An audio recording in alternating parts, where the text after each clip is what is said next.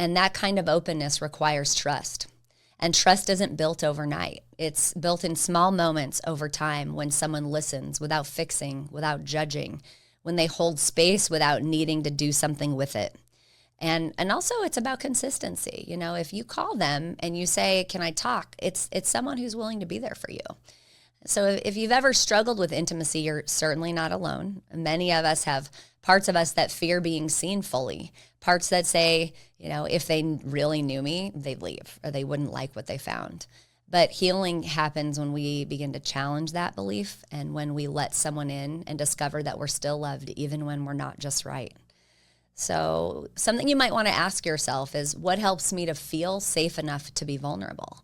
And how can I offer that same safety to somebody else? Because we're not just wanting intimacy for ourselves. We want to be able to provide that intimacy and connection to other people that we're in relationship with, so that we're not in a lopsided relationship, that we give and we receive, we share and we hear.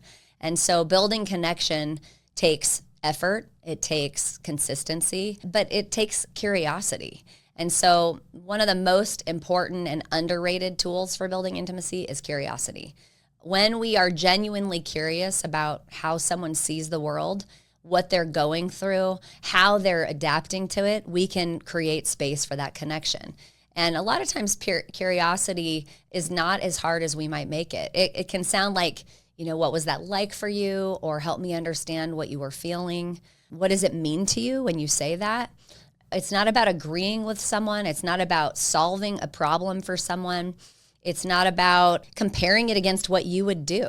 It's just about understanding that everybody is different and they're going to respond to things in their life in a different way.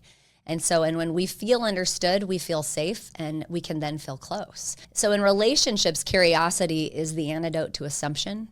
It invites us to slow down, to listen, to ask, and to see our partner or our friends or our family or our colleagues not as a reflection of our own fears, but as a whole person with their very own story. So the next time that you feel disconnected, I want you to try this. You're going to pause and take a breath and ask a curious question.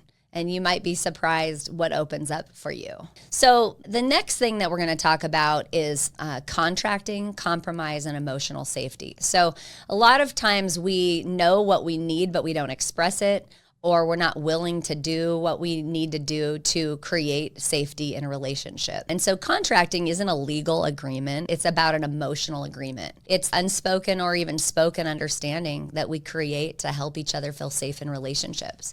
So maybe some examples would be like, you know, hey, when we argue, let's agree not to raise our voices, or let's agree not to cuss each other out or name call. Or if you need space, let's just let me know instead of just disappearing and not responding. Let's check in every Sunday and just see how we're doing, even if it's 5 or 10 minutes if you don't have a lot of space. But let's make a rule to just kind of be in touch so we understand how we are in the world.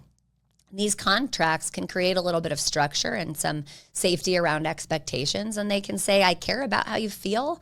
I want to protect our connection. I want to protect our relationship. And compromise is part of this, not the kind where you abandon yourself, but the kind where you say, you know, your needs matter to me and I'm willing to meet you halfway.